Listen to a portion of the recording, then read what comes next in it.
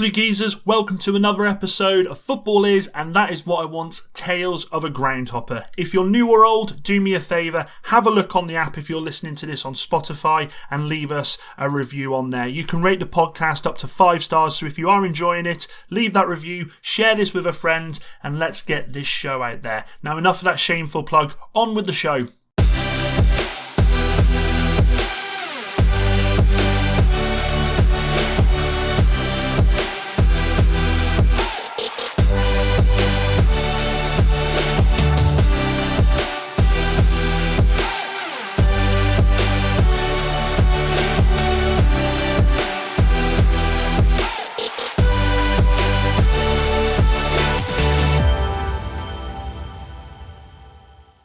Absolute Geezers, welcome to another episode of Football Is, and that is what I want, Tales of a Groundhopper. Back after such a long time, and I've not brought one guest with me, I brought two, and I'm really excited to speak to both of them. Both Queens fans, really excited. So we've got, now I'm going to do this properly first. Now I'm going to let you guys take the lead. So we've got Jim and James. I'll let you guys decide who's who. How are we, folks?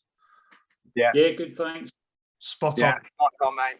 It's been in the works for a while. We we've been talking in an hour, and we finally managed to nail down a date. So I'm absolutely chuffed to have you both. How you both been? You both all keeping well and safe? Yeah, all good, thanks. No problems here. Spot on. Thank you, mate. Doing well, keeping safe. Good, that's what we like to hear. A little bit of a backstory.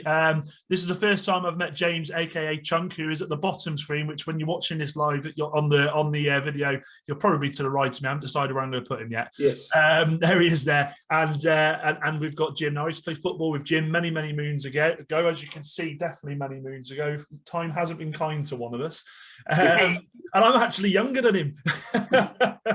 But no. Really? But yeah, I know, mate. It's the beard, I think, more than anything.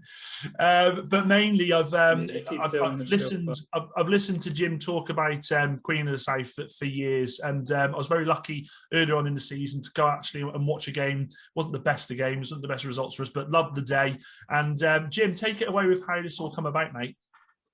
It was donkeys years ago. I'd say probably early 80s, something like that.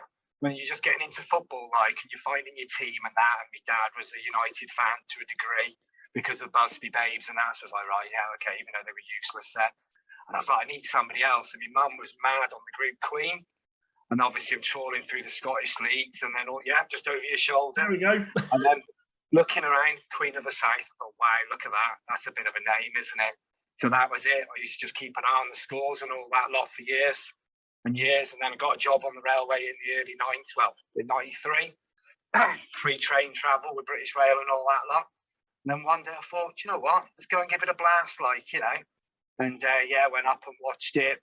Thought, that's pretty good, decent, good food and all that lot. And I was like, yeah, and it just started off really slowly, but then I think it was the 0001 season. Proper real good memories of that because we got promoted, we won the league last season. I was at the game when we got promoted and we secured it. We didn't know any of these guys. This is amazing, just absolutely loved it. And then it was a couple of years later, I met Big Mark, which is Chunk's brother, met him up there. And that was the start. That was the start of it. Then it just formed it. We just started making friends like Mark and Chunk, and met the likes of Dolly. And then it just snowballed, really snowballed. All of a sudden, that 1 or 2 trips a season became just as many Saturdays as I could get off. I think the one season was 18 games, which when you're meant to work 2 out of 3 Saturdays is pretty good going.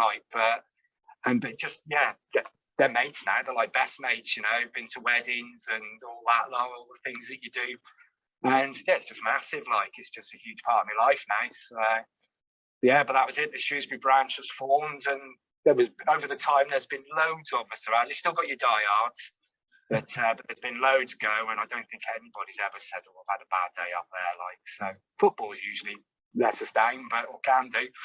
But everyone's always had a good day, So no, I echo that massively. What about you, Chunk? I mean, you're obviously up there, so it's love up there, isn't it?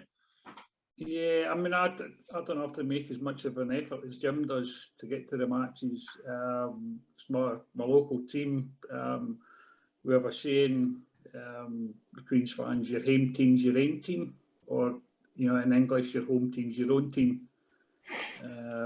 Just local boy, football daft, and going since I was a nipper. That, mate. It's absolutely beautiful up there. It's absolutely beautiful, isn't it? It's stunning. I was very lucky coming up there, and I said to Jim, walking through the streets, I was like, Christ almighty, why are we going home tonight? I'd love to just stay here for a couple of days and have a proper look around. Yeah, they're the best ones. No one ever comes for one game. There's always more. Oh yeah, I can't wait. Well, it's a sore subject, isn't it? Because we were looking at Inverness, and obviously restrictions well and truly kiboshed that. Jim will tell you, as well actually, I've always been a bit flaky when it comes to coming to watch him, and so I come and watched him this time, and then got Inverness, and got the invite officially from the guys up there, and I was like, brilliant. And then COVID comes, and actually I was in the WhatsApp group. I've been in the WhatsApp group every now and then saying, can't wait, looking forward to it. And then I thought, bloody hell, that's just karma, that is, isn't it? I've ruined it for all of you. The Inverness weekends are always something special. I've been in two and never actually seen Queens play. We've just ended up going to Highland League match, which the Highland League's great. The hospitality you get at the grounds is something else. It's just such a great weekend. Yeah. Do you know what I liken that to what we do down here with the non-league? You've got your big clubs, and I mean, you'll both agree, you're just a number. I mean, I'm wearing one of their shirts now. You're just a number through the gate. You're just a head on a seat, and you're not really valued. You go to these lower league clubs, and they absolutely adore the fact you come, that you're taking the time out of your day to go there, that the money that you're putting through the gate there, it means so much. You can see it's going towards the club, and it's just incredible to see, isn't it? Yeah, I mean, the first Inverness weekend, I think we went to see Nairn County play, and people sort of heard us talk and saw us in the Queen's talks, etc. And said, oh, you're the Queen's fans from Shrewsbury, etc. And blethered away to us, or chatted, and just made us feel so welcome. As you say, the smaller clubs where it is where you're valued more. Do you know what though? I mean, and I'm not by no means saying, because I don't see Queens as a small club at all. But what I did love was the fact that when I got there, the welcoming I got, not just from the club, but also in the club shop. They were fantastic, really chatty, and asking where I come from. As soon as I said who I was with, they said, "Oh, bloody hell, you're with Jim, yeah." And then the story started. But also, Jim, what was the pub we went to where we met Mark? Was it Spoons? Was it the Hole in the Wire? Hole in the Wire. What a great pub that is. Brilliant. I need all their shirts tonight. I've got one of their shirts, but I was like, I've got to wear the Queen's top. Landlord's a lovely guy. Well, no, Landlord goes to every game, doesn't he? If I'm right in thinking. Pretty much, yeah.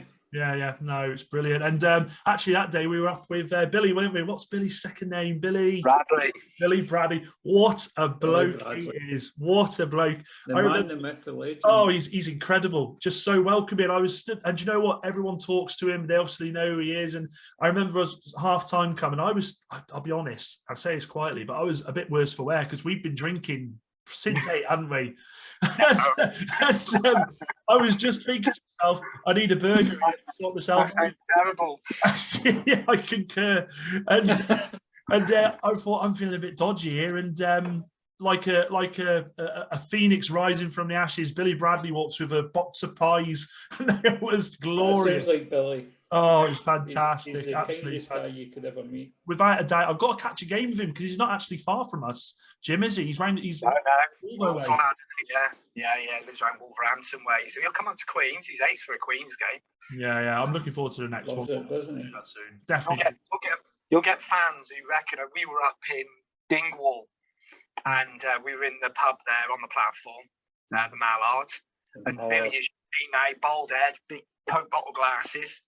And one of the old boys who watches Queens, who literally hasn't missed a game for years, Jim McCormick, he come in, he went, Billy Bradley. And he went, and he remembered him. Billy played for Queens in 1974, I think it was. Billy had hair down here, like a lady, no glasses. And he was like, how have you remembered him from that? It couldn't be any different. So, yeah, he's still a little bit of a legend up there. And he's definitely the Shrewsbury Branch famous person, like, so. You know what, actually, with Billy, and I don't want to sort of elongate too much on this, but what I will say is the difference between footballers from the 70s, 80s, and some possibly early 90s. But when I was watching him in the hole in the Wa, and he was walking around talking to everyone, and there was an old chap who, do you remember Jim, who remembered him from years years ago, and he sat there and spoke to him for a good sort of 20, 30 minutes, and I thought, oh God, that's what's wrong. I don't want to get too much into what's wrong with football today, but that's such a There's a question on it. It is a question on it. I don't want to, but it is, isn't it? It's one of them things. It's just everything that's wrong with football. He has the time to talk. We were walking to the game, and I mean, to be fair, you made a comment, Jim. You said it's like crack to him, because I said to him, "Tell us some stories and tell us about." Oh my God, he loved it. Absolutely loved it. Yeah, well, the first time I was in Inverness with the lads, I roomed with Billy. I got him in the draw. We used to do a draw for who shared with each other. The shortest straw. We got back to the hotel room, I don't know, 1, 2 o'clock in the morning, and we sat up for a good hour. His time at Queen's, and as someone who's been going to the Queen's games my whole life, I loved it. And Billy, like Jim says, it's like crack to him. He could talk about Queen's and his time there for forevermore. He loved it, and it's really nice to talk to him about it. Incredible. Yeah, without a doubt, loved it. Absolutely loved it. Now, I'm sure Billy will probably come up later on at some point in some conversation, but with regards to the question set, so for people who are watching, and you guys obviously have never been on this part of it before, so the last couple of seasons it's been the same 10 questions week in, week out, and I've listened to a couple back, and I thought questions are fine, but it just gets a bit samey. I think people sort of sit there and go, oh, he's going to ask this next. So we've changed it up. We've got a whole array of questions drawn at random. I sent you guys to do some prep a couple of days ago, so we've got plenty to go on. So I'm going to kick it off. I don't mind. In fact, we'll go to Chunk, because Chunk's new on this one, and I will say, Chunk, what do you prefer, old grounds or new grounds, and why? Old grounds. They've got the character that you can't build in a new ground. I love walking through a housing estate to get to a ground, and you see the stand or the floodlights between the houses, things like that. That's things I remember from going to games as a nipper. Yeah. You go to lower division grounds. I love the quite famous picture of the entrance to, is it Luton's ground? Kenilworth, yeah, Kenilworth Roots. Yeah, it's just like, it looks like the front door to a house. It's like one of the entrances to the stands. I'm sure it's Luton. I love that picture. Like Tottenham, their new stadium, yeah, fantastic, great facilities and that. But I don't think it'll never have the character of even like White Hart Lane, what it had. And then you saw the sort of, some of the things they incorporated into the stadium, like the sort of, I can only describe it as a kind of wanky food menu, the pretentious stuff and things like that. It's a stadium like Palmerston where Queens play, 6,500, and I think majority of that standing. It's such a special place to watch football. I always say like Palmerston is a great cup ground. I've been to quite a few good cup matches there playing against Premier League opposition and what have you. And the atmosphere, it's something you can't buy, you can't create.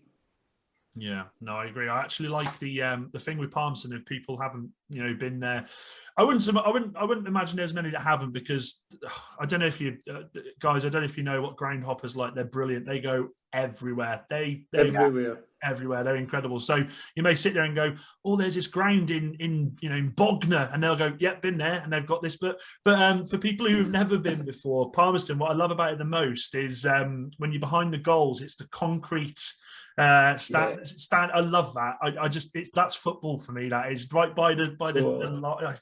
It's incredible. It's fantastic. What about you, Jim? What about you? Yeah, I'm the same as Chunk, mate. It's the old grounds all day long.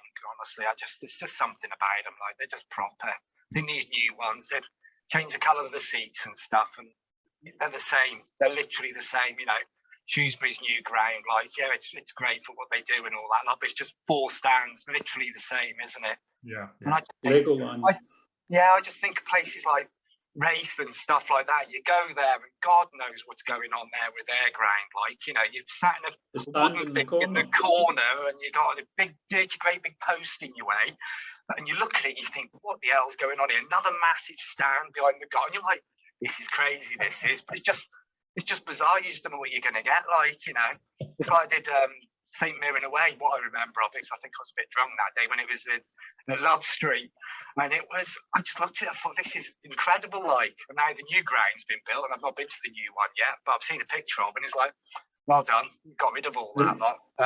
The Methodome. Yeah. But I just think, again, another place I never went to, like the Dell, what was going on there, like, you know, that one stand that looked about, you could get about 3 people at the back end of it because it was so narrow, but absolutely bizarre, like. But no, it's got to be old stands all day long. Like as Chung said before, walking through a housing estate, and it's there, like, you know, hearts for a ground. I think. Yeah. You go there, and there's all these different entrances, but one of them's just down the street, and it's like, oh look, there's a way in there, and it's like, oh okay. Yeah, definitely old grounds all day long, mate. It's funny you mentioned Shrewsbury actually, because the majority, and I said a majority, probably 99.75% of groundhoppers I've had on the show have just butchered Shrewsbury Town's ground. The Meta, the game Meta, loved it. Funnily enough, though, one of the reasons they hate it so much is it's because it's so far out and there's not many people. Yeah, Do you know what? They put it next to a train track. In my head, there must be something there why they put it, but that's for another bloody show. But with regards to, okay, so we'll go with you, Jim, with this one first. Now this is a new question. So, what's the furthest you've ever? Now you can pick out of this. What's the furthest you've ever travelled for a game for it to be called off? And if it hasn't been called off, what's the furthest you've ever been for it to be a 0-0 draw? Inverness twice.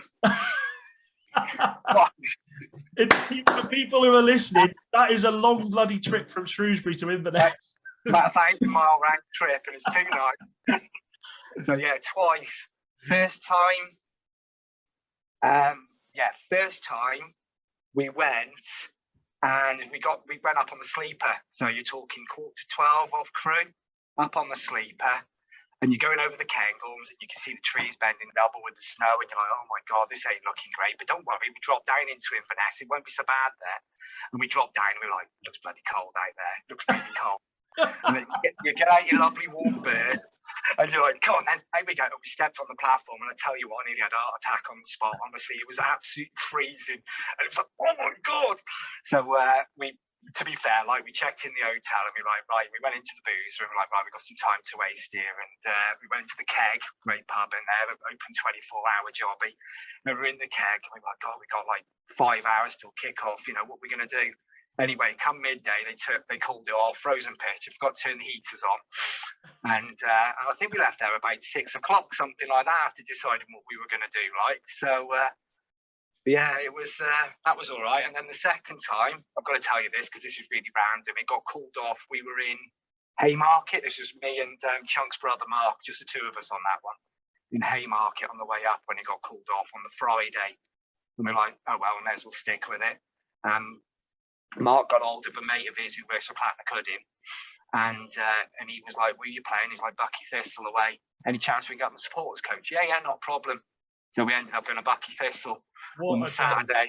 Brilliant. And that was stunning. That was, to be fair, we got treated like royalty there. Absolutely brilliant, like. But just go on the supporters coach with the clack fans, and it was like, it's different, isn't it? So that's the furthest I've been. Inverness twice. With regards, just to touch on it, Jim, because obviously, as I say, you know, you get the train. How long is the journey? Just so people can know, how long is that journey for you to get to Inverness? We leave Shrewsbury at 8:15 in the morning. We usually pick Mark, Chunk and that lot up, the Dumfries lads, at 11 o'clock in Carlisle. At the pub? The famous pub? No, we meet them on the train. They've been there for breakfast. Oh, right, okay. And we have a bit of a break in Haymarket just to stretch our legs. Light refreshments. And then we get into Inverness at 5 to 5 at night. So it's a good Yeah, was that 9 hours, I suppose, 10 hours? Fantastic, that is fantastic. What about you, Chunk? I've been quite lucky. I've never really called off. I have been to one that finished 0-0, and it was playing what I can only describe as a downpour. Queens were away to Meadowbank, and it just rained for the whole match. And it was at the old Commonwealth Stadium in Edinburgh. Okay. And the Queens fans spent the second half hiding because the rain was so bad, and it was just a dreadful game of football. But I remember they had like a big sort of main stand and then the running track, but the main stand wasn't open because there was some kind of dog show or a cat show or something ridiculous like that. So we couldn't even get into the stand for shelter, so we were stood under trees at the opposite side of the ground. I can just picture Miriam and her friend Margaret watching you going, "Oh, I bet they're freezing out there." Yeah, we bloody were. It's that's the thing as well, isn't it? If the game's awful with the weather compiled, it just makes for the worst day ever, doesn't it? Yeah, it just makes everything that wee bit worse. No, it's. Do you know what? I'm actually very lucky. I'm yet to go to a 0-0. I've been to a game where it's been 0-0, but then extra time, and I've been lucky to see a goal or two then. But I've, touch wood, never ever been to a 0-0. In fact, actually, the day that I come up with you guys, it was quite lucky that the weather was beautiful, wasn't it, Jim? Absolutely, it was a good day, wasn't it? Stunning. I got sunburned. It was a good weekend. I should have got a T-shirt saying that. I got sunburned at Palmerston. Brilliant, absolutely fantastic. I don't know if you remember, Jim. Do you remember the time we came up to Dumfries and the game got called off for thing, and we went to the pub instead? Which pub? Remember that was funny. That was the day we all got the coupon up. Yes. I think you came up. Yeah. It was Ian's 40th, and we managed to get the 2 coupons up. That was a pretty good day. You told me it was called off. I think on the way up there, you told me it was a decent win. That was, wasn't it? A lot of money that was. Yeah, it was a great day. We just stood in the hole in the wire, just watching the results come in the end. We're like, we need such and such a score. It's like, yes, in it goes, and it was hundreds. It was. It was like, yeah, here we go. No, not so disappointed we missed. Yeah, we got about.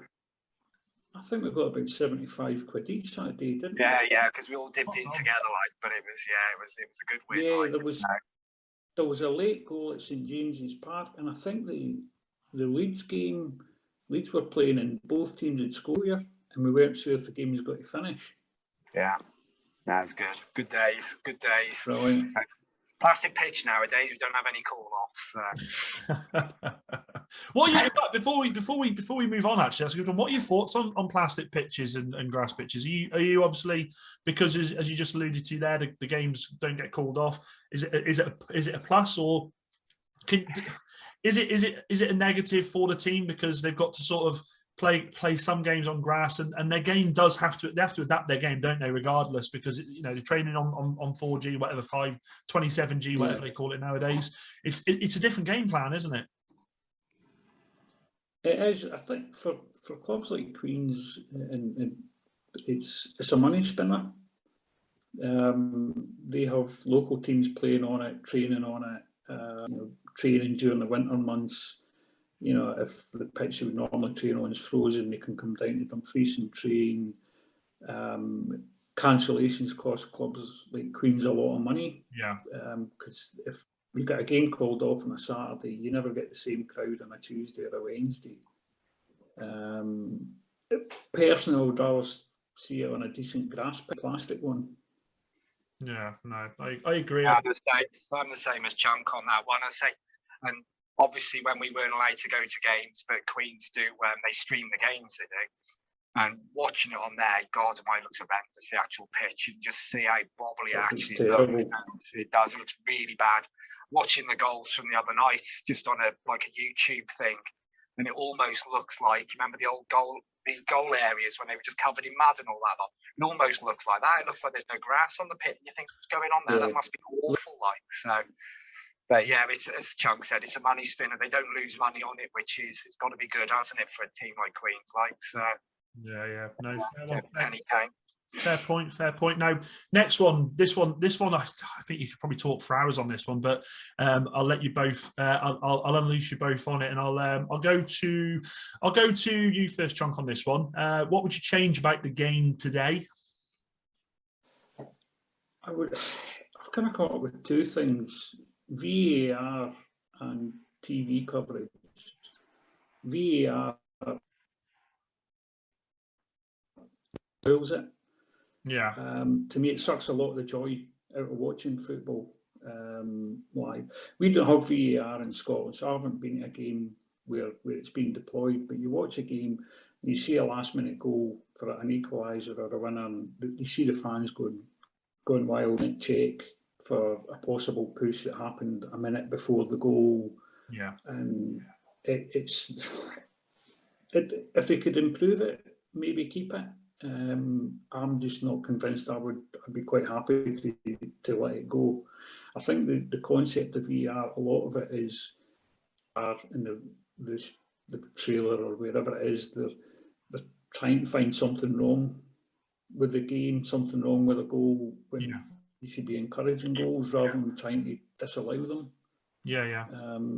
The other thing, put TV coverage, it's fans are always last when it comes to TV, and get moved around, and you've got, Newcastle playing in London at 8 o'clock on a Tuesday night or something. It just, to me, it spoils it for the fans. And Jim will tell you, the last time we were up at Inverness, Queens were playing in Dingwall, we were playing Ross County. Days before the game, they moved it to the Friday night, which we had to completely alter our plans for getting there and how we were going to travel, and we had to find different plans for the Saturday as well.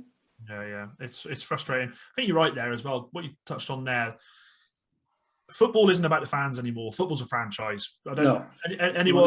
Anyone who says it isn't, I tell them they're talking out their arse. It really is.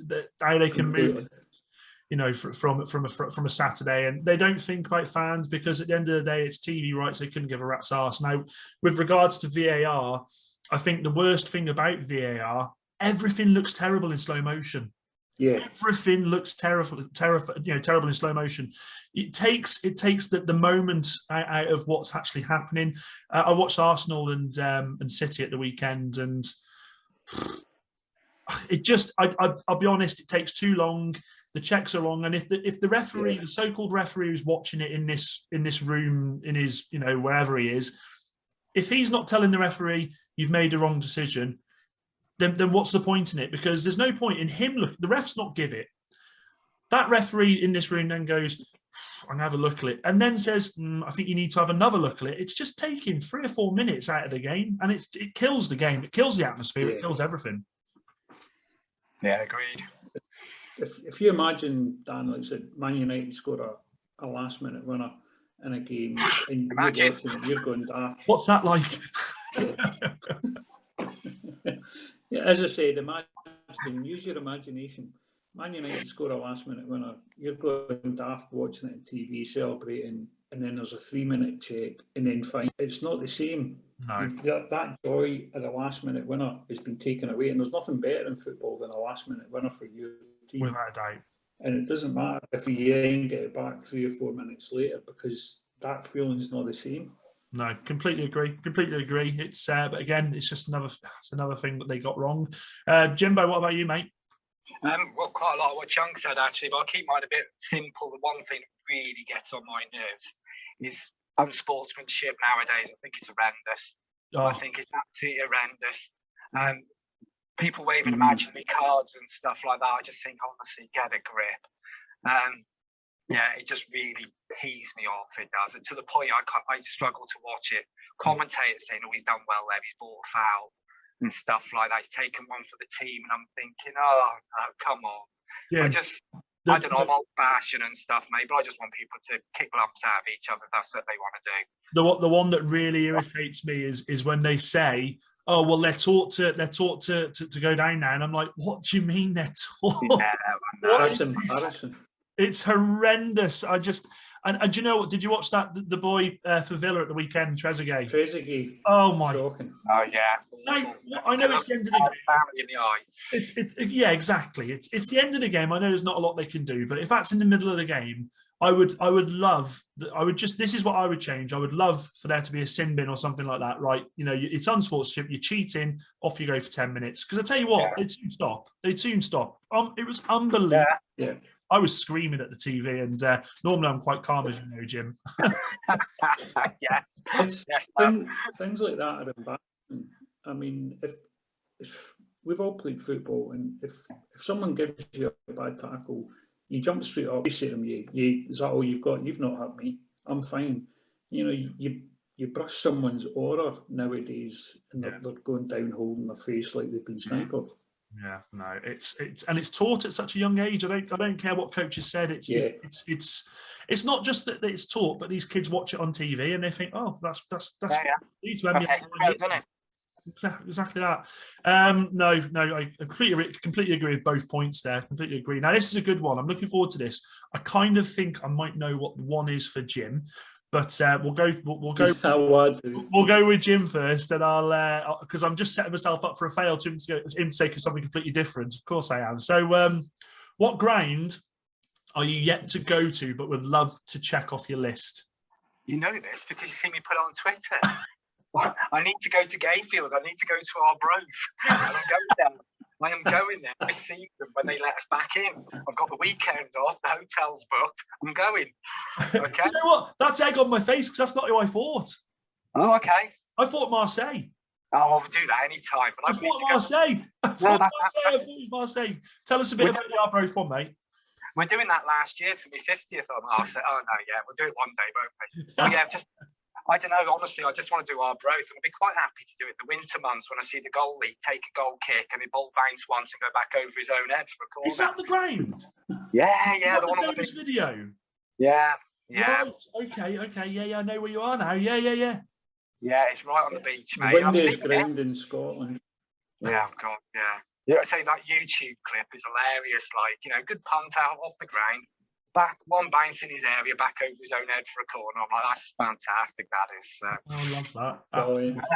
Egg on my face there. Egg on my face. Yeah, no, sorry, mate. I've got to go Scottish. Come on, it's all about Queens today. So. It's fine. Yeah, but I wouldn't mind doing Marseille one day, and that will happen as soon as we're allowed there. So. Spot on. What about you, Chunk? I put the San Siro. It's an iconic ground. It's such a high stadium, and the stands are so high, but they're quite close to the pitch as well. It's not like ones where they go miles back and you can't see. And I remember when they started showing the Italian football on Channel 4. Oh yeah. And AC Milan had Rijkaard and Donadoni, Costa Curta, and I loved that team. They were just spectacular. And since then, I've just thought, you know, if I could go to any stadium, that would be it. And it's a shame because they're moving to a new stadium in a few years. You've not got long left. You've not got long left to go, mate. Hopefully, if Cope plays, get the finger out. Yeah, no, I echo that. Actually, I think San Siro is just beautiful. It's I dare I say it's one of the last remaining few original proper Italian grounds as well, isn't it? Proper Italian, yeah, without a doubt. No, I agree. I completely agree. In fact, actually, I tell you what, Chunk, I'm already thinking we need to get you guys down here, and I need to bring you to some of the non-league grounds around here. They're incredible. You'd absolutely love them. Talking about going through houses. Love it. Honestly, we'll make that happen, definitely. I'm saying we'll make that happen like I'm the TV host of Make-A-Wish Unite. Don't worry about it, we'll make it happen, mate. It's Dan's paying. Dan, bloody won't. No, so the next one, I'm really excited for this one. I think just mainly so because I know you've both been to a lot of football games. I know. You know, from talking to Jim. Jim's told me stories over the years that have obviously they sound incredible. So I'll start with you on this one, Chunk, and we're going to go with what's the most bizarre thing that you've witnessed in a game on your travels? It's not so much on my travels, because it was at Palmerston, I saw a 2.5 minute hat trick. Just, it was bizarre. It was incredible. 2.5 2.5 minutes. I think it was like 142 seconds or something. I looked that up earlier. Queen's legend called Tommy Bryce scored. I think he scored 4 that day. Queen's beat, I think it was both. I can't remember. Beat them 6-0. I think it was, and he scored 3 in the first half in the space of 2.5 minutes. Two of them were shots from the edge of the box that the keeper saved, and he was on hand. I've never seen anything even close since I've even heard about anything like that. It was one of those I was there moments. Yeah. Just an incredible thing. Seeing the fans were all buzzing, and everyone was talking about it at half time. Is that a record? Is that? I mean, this was years ago. It was before you could Google special thing to see. I've never seen a hat trick. I've honestly a game. I've never seen a hat trick at a game. I've never seen one yet. Never. No, I've never. All the games you go to. Honestly, mate, I've been to so many games and I've never seen a hat trick. Honestly, I think I'm cursed. Bizarre. You've never seen Stephen Dobie, mate. That's the one. Sir Stephen, I believe it's titled. What about you, Jimbo? Well, mine's a bit different because I did ask you this question because mine was, as you said before, I've seen some bizarre things. I said Chunk's brother Mark, the one day when we were up at Clatnacood and freezing our watteds off, absolutely horrendous, and this bloke gets absolutely clattered. And somebody goes, call him an ambulance. And Mark's going, you're an ambulance. And I'm honestly, at the time when I was dying of cold, I was like, yeah, I'm going to give you that one. That's amazing. That is really helpful because this bloke needs an ambulance. But no, mine was on the way back from a Dumfries trip. Can't remember who we played, but as you know, free travel and all that. And I quite often blagged first class. So I'd had a word with the train manager and he's like, yeah, jump in first. So I was wandering through this carriage, empty house, one person in it. And I'm wandering along and go, Andy Goran? And he says, aye, like that, in my Dean Hoskin Scottish accent there. And I said, oh, you're right. And I got my Queen's badge out. And he said, how are you doing, mate? Started having a little nap with him while I'm stood up because I'm going to walk off. And he says, join us if you want, mate. Oh, wow. And I went, do you want? And he went, yeah, sit down. So I sat down and I literally chatted to him from Carlisle all the way through to, I think it was Wigan he got off. He was pouring me drinks in his bottle of wine in a cup, plastic cup, dip, crisps and dip, and we talked about everything, absolutely everything, because obviously I had that spell at United, didn't he? Yep. And you met Brian Robson and all that lot, and I was Queens, and then I reminded him he got lobbed from the halfway line against, I think it was Arbroath, which he was like, yeah, cheers for that. But no, really good. It was just surreal. I was just sat there with him, and I was like, God, this is Andy Goran. And then I got a selfie with him, which is probably the worst selfie I've ever taken because it looks like I've had loads of beers. Yeah, I wonder why. But yeah, I got a good selfie with him as well. But that was just, to me, that was just bizarre, that was, because I was like, the guys like Chunk, he wasn't the goalie in Scotland. He was a massive legend. Yeah. In England, we'd heard of him. I think we'd only heard of 2 Scottish goalies, him and Jim Leighton. Yeah. So yeah, to sit with him for that amount of time was just, it was surreal. It was. I'm going to say bizarre. Probably not the bizarrest thing happened at a game, but for me personally, I was like, this is cool. He probably says on the podcast he's on, he probably says, yeah, I was sat next, I walk in and Jim Hall was walking through and asked. Definitely. Yeah, without a doubt. I'll back you. Great, love that. Next one, excuse me, is that's me coughing. That means I need another sip of a beer. Sorry, gents, 2 seconds. Oh, lovely. Go on, Matt. Get yourself one, mate. Next question is, and I'm looking forward to this one as well, because I enjoyed we touched on it a little bit about when I was at Palmerston last. Best food you've ever had at a ground? We'll go with Chunk. For me, it was a famous Killie pie. Kilmarnock had this steak and gravy pie that was famous throughout Scotland, and it was sold in shops, bars and co-ops and things like that, and it was unbelievable. It was like the kind of pie you would have had at Palmerston, that kind of shell, what we would call a Scotch pie shell, filled with steak, and it was filled steak and gravy and had a puff pastry lid.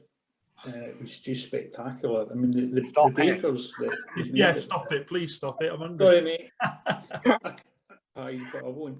The bakers that made it must have made an absolute fortune of it because it was sold all over the country. It was really famous among Scottish football fans, and it was spectacular.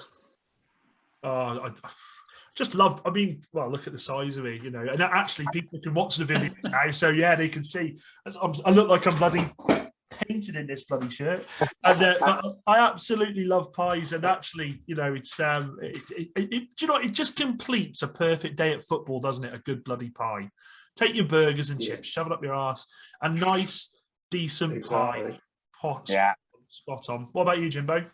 Oh dear. Well, as Chunk will tell you, I like a pie, even though I'm not a big lad, but I do like a pie. Now, I've gone for the haggis pies at Dingwall. I think I cleared the shop out, to be fair. Like, I was like, what the hell, what pies have you got? I always ask every ground I go to, and they'll go, oh, we got Scotch pies, we've got macaroni pies, and they go, haggis pies. I was like, yeah, I'll have 2 of them, please. 2 of them, off I go.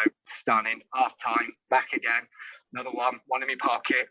They were stunning. They were stunning. And then again, I was chatting to Mark earlier because I was trying to remember which Highland League ground we went to with their award-winning pies, and it was Forest Mechanics.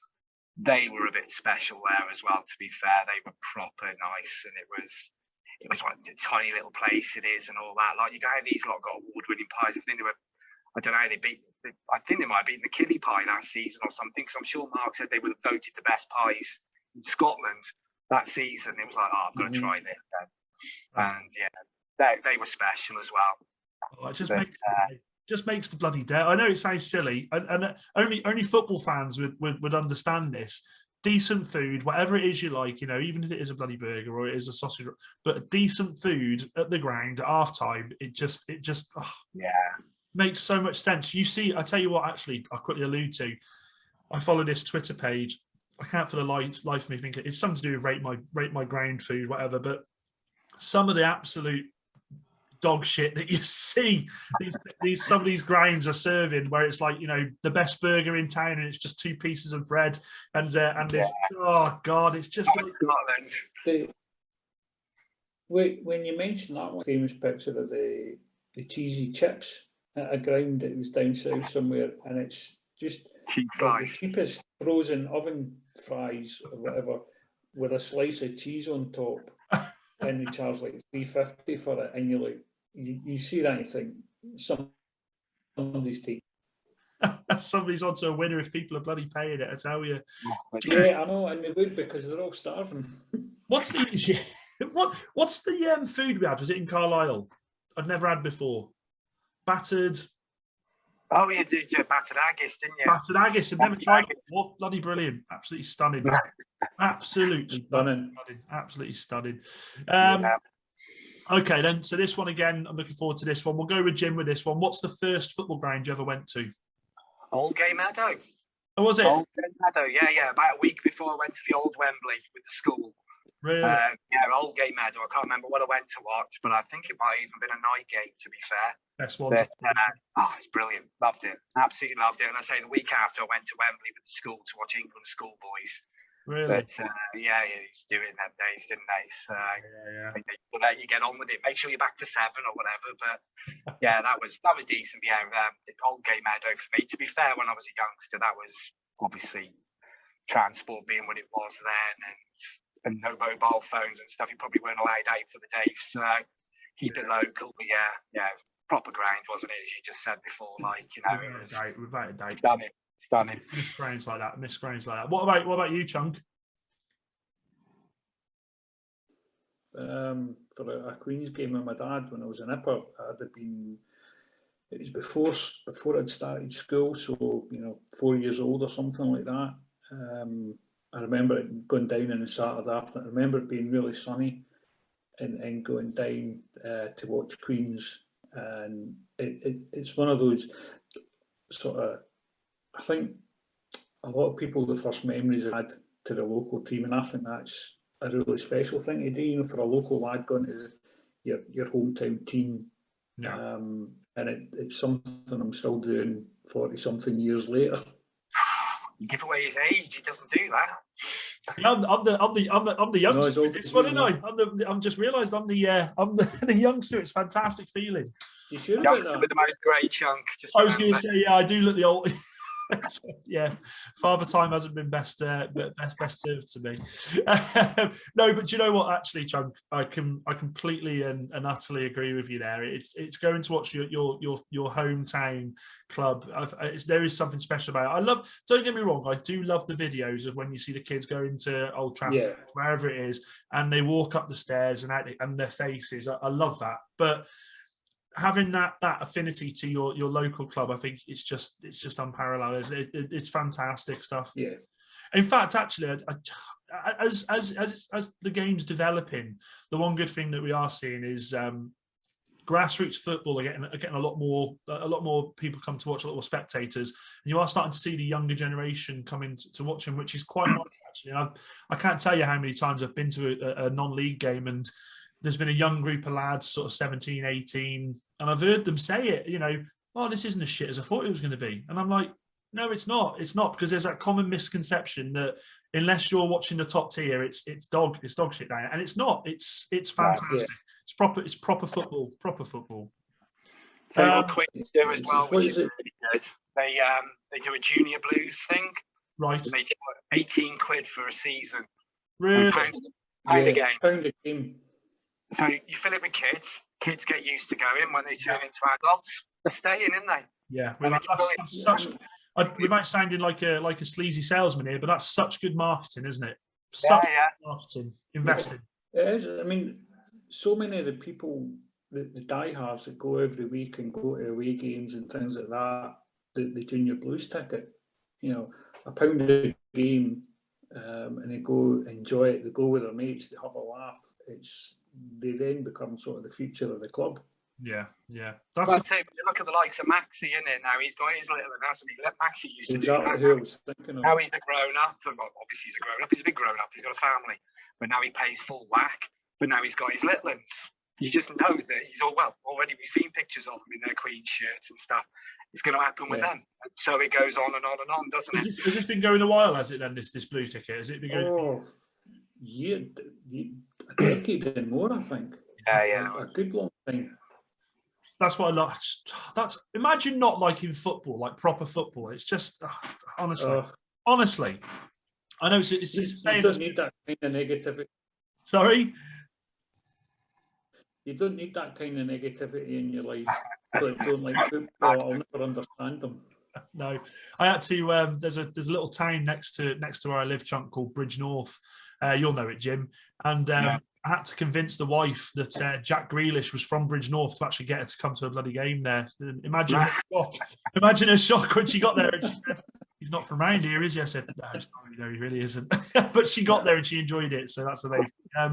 Now, next one. This one, I'm looking forward to this one. I've said that about every question, but do you know what? This is why I love it, though. This is why I love it, because the thing about this show is no two answers are the same, and that's why we love football. Might be a couple on this one.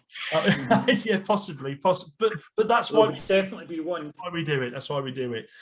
So I'll start with you, Jim, first. Now I've asked you both to do this, so we'll go with you first, Jim. It's a 5-a-side game to decide the fate of the universe. Who are you picking based on players that you've only watched live? So 1 to 5, Andy Gorham in goals. Just because he played for United and Queens. That's pretty special, I reckon. Saw him play for both, so I like that. And we shared a drink. Didn't mention it. Then Jim Thompson at the back. Queen's captain when we got to the Scottish Cup final. Scored a goal there. Legends. Willie Gibson alongside him. The man who was a left winger, right winger, left back, right back. Plays centre defence. Gets sent off now for being a naughty boy, but yeah, he deserves to be in there. He's another legend. Bloke called Brian Robson in midfield. I think you've won every game going there. You've won every game going there. And Sir Stephen Dobie at Dumfries up front. I'm sorry, but that's winning every game. That is. Messi has got posters of Dobie on his wall. I know for a fact. Spot on. Love that, and I love. Do you know what? This is why I love this question. When I was thinking about questions to ask people, because, and this isn't. I hope this doesn't deter people who are coming on the show, but I don't want to hear about Messi and Ronaldo and Shevchenko and Beckham, even though Beckham would be in mine, so that's just ridiculous. But I don't want to hear that. I want to hear these players that people may not have heard of. People may not have come see Queens. I mean, Stephen Dobie did have some success in England, didn't he? To be fair, he's playoff king, wasn't he? Yeah, Crystal Palace. So, but it's great hearing these names that people will go. Jim Thompson. I'll have a look at him. I'll see. Do you know what I mean? And that's what it's all about. So no, thank you. I really appreciate it. It's really good five-a-side. What about you, Chunk? I've got there's a couple of proper superstars in my team that you'll have heard of. I've gone for the same goalie as Jim, Andy Gorham. He was. This is difficult for me to say, but more for his Rangers days. Yeah. He was absolutely outstanding.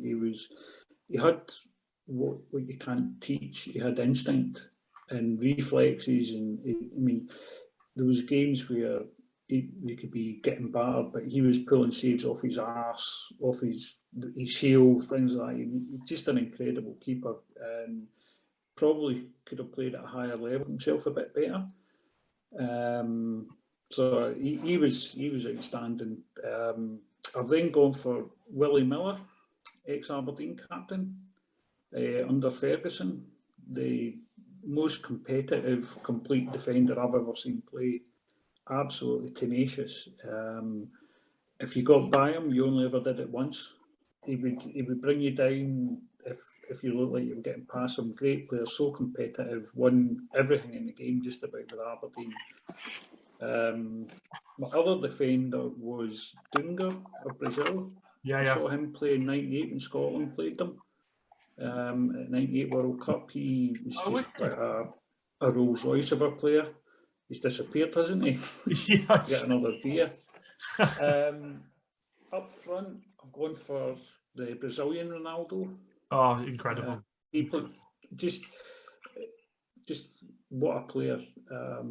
If he'd stayed clear of injury, massive, he would have broken every record going. He was incredible. Again, he played the day I was at the Scotland-Brazil game. Just an incredible, the way he dribbled past players, the power in his shot, everything. And then my other forward is Sir Stephen Dobie of Dumfries. The best player I've ever seen in a Queen's shirt, and the best player I ever will see in a Queen's shirt. Just incredible. The skill he had, the power in his shirt, just everything. Just at that level, there can't be players that have made such an impact at a club at that level.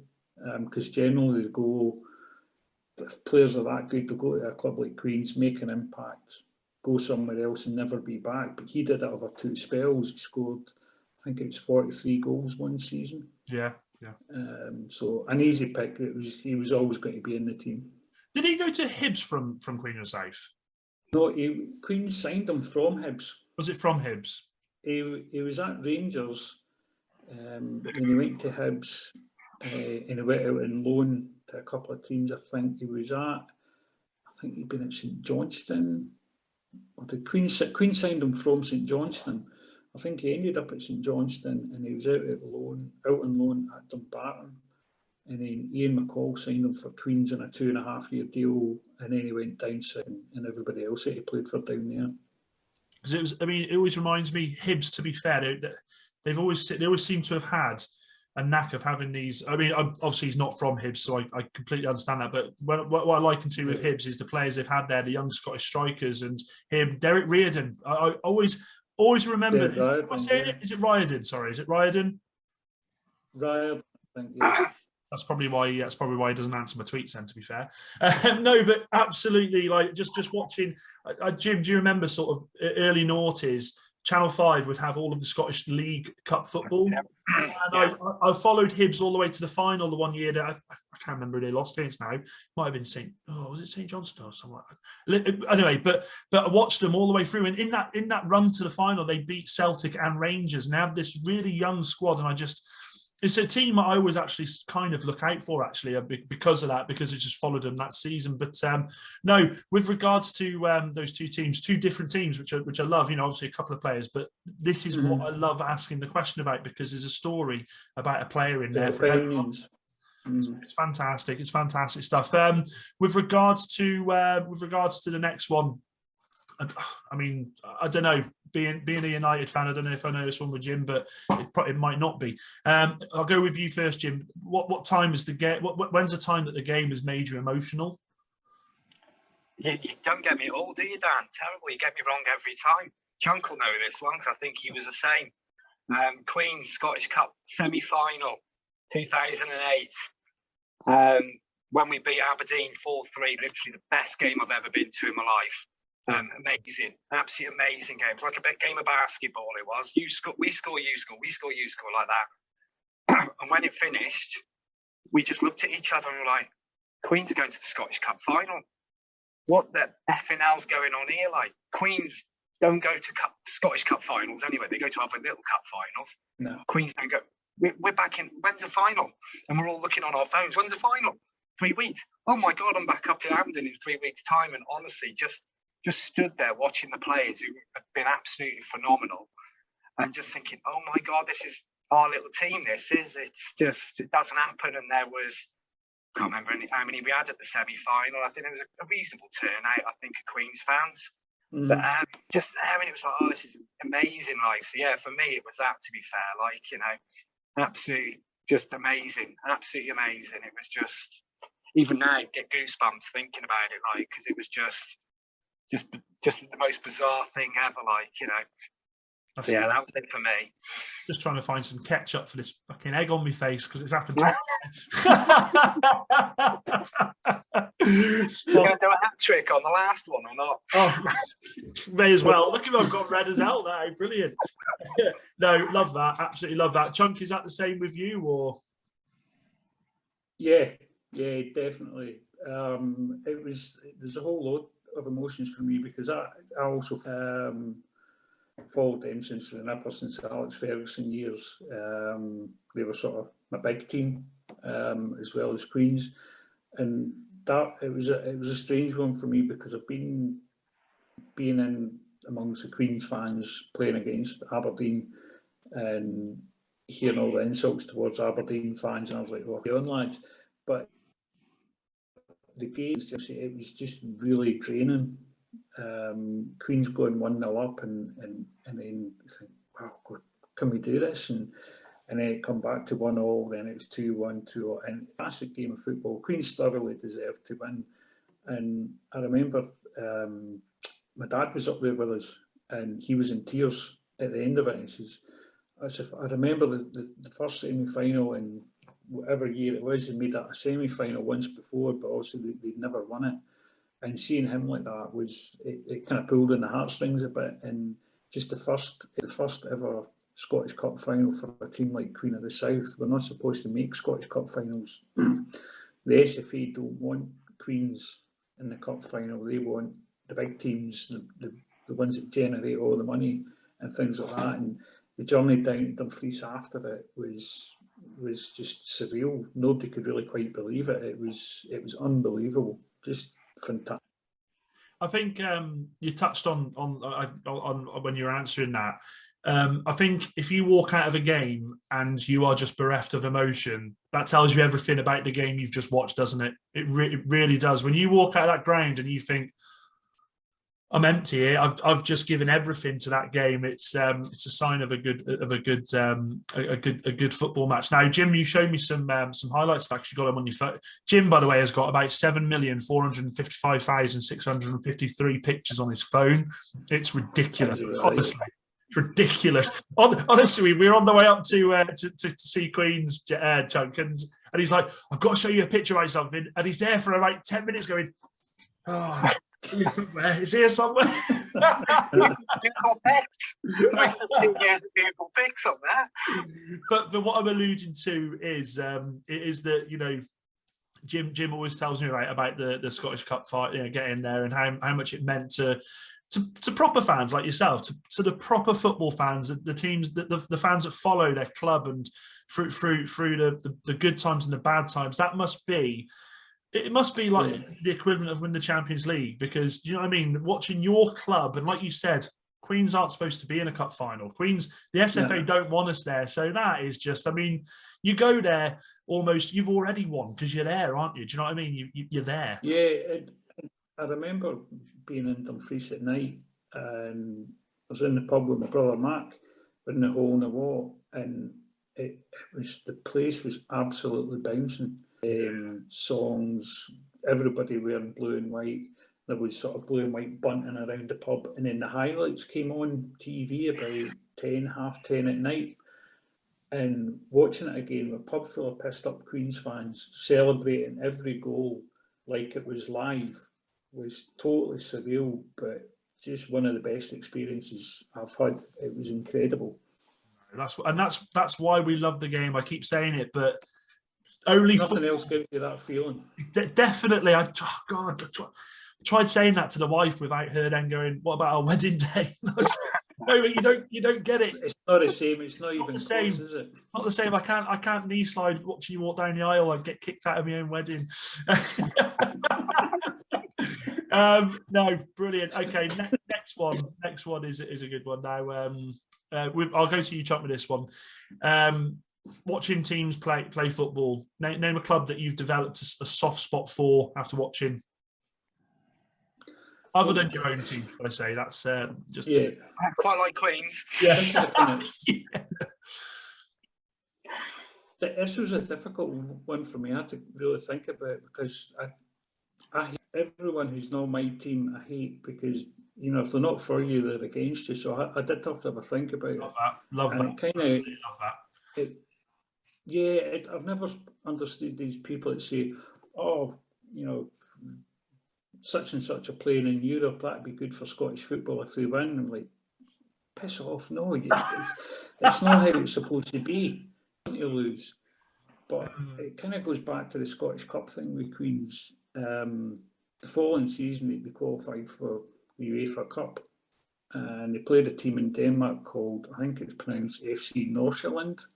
It's not written that way, but I think it's pronounced that way. And I went over with Matt, and it was so special. They put buses on for us to get there, and I think Queens took about 800 fans. I mean, we don't get 800 at the games now, and you see people that were there that had different stories of how they got there. It was like planes, trains and automobiles. People were getting minibuses to Leeds Bradford Airport and flying over from there. Other people were going from, I think we went Glasgow to Gatwick, then Copenhagen. Because of that, it was such a special day again. I've always kind of, if I'm scrolling through the football scores on my app and I see the Danish league, I always look out for their scores. That's fun. I like that. I actually, right, because this is where we differ, James. James, that was a bit official. Chun, that was very official. Red card, Daniel. Red card. No, but that's where we sort of, because I mean, there are clubs that I do look out for, and I think, oh, you know, well, Hibs, like I was talking about Hibs. I think, but because I, you know, watched them on Channel 5 all that way through, and I watched them. But I love the fact that your opinion is, if they're not for us, they're against us. So fuck them. I love that. Absolutely, love that, mate. Love that. That's brilliant. Such a good answer. Jim, what about you, mate? Mine, well, Chunk was involved in mine, actually, so great answer from Chunk, by the way, because I wouldn't have thought of that. But yeah, that's a team I do actually look for their scores when, as he said, when the game our league goes through, like that. That's one you look at. But no, for me, it was Hearts. Okay. And literally because there was a season that them and Hibs came down and Rangers came up all into the Scottish Championship. Best division in Scotland by far that season. It usually is anyway, because there's always a couple of teams going for it. But that season, there was them three going for it. We were decent. I think Falkirk might have had a decent side at the time. I think it was them that was about. But so obviously Rangers come. They finished one place below us. Yeah, that's it. I say the Rangers come up and they were chucking money at it. The wages they couldn't afford again, bless them. So they were doing it that way. Hibs were doing whatever Hibs were doing, but Hearts had just filled their team with all these great youngsters. They properly youth ago. And you know what? They played brilliant that season. They came down to Palmerston. I think we gave them a really good game down there. Me and Chunk went to Tynecastle away. We lost 3-1, but the last goal was on the break when we were pushing for an equaliser. The best away day I've ever had, that was. Honestly, it was such a fantastic day. The fans were spot on with us. Everything was great. So I think just because of the way, they definitely put Rangers in their place that season, which always sits well with me, that does. They did I don't know right way. Go on, mate. I don't know if you remember, but that was the Rangers' third season. And they were supposed to go up in 3. That was the season they actually finished third in a one-horse race. Yeah, so they finished third in a one-horse race. It's exactly it. But no, for me, Hearts, just from that one, I always just think, like Chunk said, if we're ever playing and they didn't get fudged, it's all about us. But anybody else, I always think, yeah, do you know what? I hope Hearts do well, because they were really nice to us. This is an Englishman that was wandering around Edinburgh and Haymarket round there, and they couldn't have been nicer, honestly. It was, and I was like, yeah, you're pretty decent lot. And when we lost 3-1, but after the game they were like, oh, honestly, you lot were brilliant, best team we've seen up here this season. Obviously ripping it into the Rangers because we're better than them, obviously. We were at the time. But yeah, for me, Hearts, to be fair, so I do always keep a little sneaky eye on that one. Spot on. Absolutely love that. Gents, I've absolutely loved this. Before I let you go, I just want a massive shout out to Mark, who obviously can't be here tonight because of COVID. Yeah, because of COVID. Do you know what? I had it over Christmas. It was bloody awful. Anyone who says it's not real, they could go fudge themselves. But it was I'm absolutely gutted because he's absolutely one of the nicest blokes I've ever met.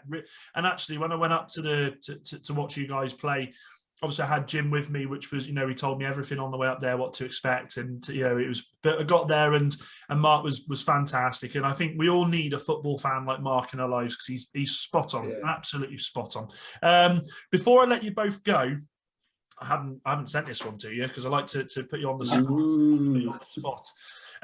So I'm going to go with you first, Chunk. If you could describe Queen of the South in 3 words, what would you say? In 3 words. That's a tough one. My football in life. Love it. Love that. I love it because that's the thing. It doesn't have to be desire, passion, glory. I love that. My football in life. I love that. Love that. And Jim, the question to you is, who's the best right midfielder you've ever played football with? I'm joking. I don't know. Colin. No, Jim. The same for you. The same goes to you, mate. Describe Queen of the South in 3 words. Probably can't do it as well as Chunk. To be fair, I'm just going to be old and go down the boring route. But I think love, definitely love them. Disappointment, plenty of that. God, yeah. It's 3 words, so I can't do that. Yep. Yeah. Pies. Billy. Pies. Definitely pies. Brilliant. I wrote this down before I come on. I don't know if I can. The camera will let me do it, but my 3 words for your club is a great club because without a doubt, loved going up there. Fantastic, really welcoming, and it's everything that a football club should be. So it speaks. You'll be back. It speaks volumes. I think everybody I speak to about Palmerston. I've got a friend who's an Air fan, and even he begrudgingly says loves it it up there. Palmerston's fantastic. Oh, shocking. You need new mates, Dan. You need a new mate. I'm on the lookout. No, fantastic. Listen, I really honestly just want to say thank you very much for both of you dedicating some time tonight. Thanks for inviting me. It's been brilliant. Obviously, I'll have a proper chat with you off air, Chunk. I've done this so many times where I've had people on the show and I've said, right, lovely to speak to you. And I thought, I want to ask them a couple of questions about where they've been. And I've said, take care, bye-bye. And then I've gone to say, and they've fucked off. So I thought I'd just drop that in here before I do it and you bugger off. But I won't go anywhere, mate. Fantastic. No, but thank you so much, guys, for coming on. Guys, this has been Football Is, and that is what I want to return. It's Tales of a Groundhopper. I hope you've absolutely loved it. I've absolutely loved speaking to these guys. Thank you very much, guys. As always, I will put I'm going to put some bits on the YouTube video of it that we've been discussing, because there's some stuff I can't miss on there. But Jim, thanks very much for coming on, mate. No problem, mate. Thanks for having us, mate. And Really Chunk, it's been great to finally meet you, mate. Spot on. Pleasure. Spot on. Well, guys, thank you very much. As always, and I say this and I mean it, be thinkers, not stinkers. Sayonara, au revoir. Take care.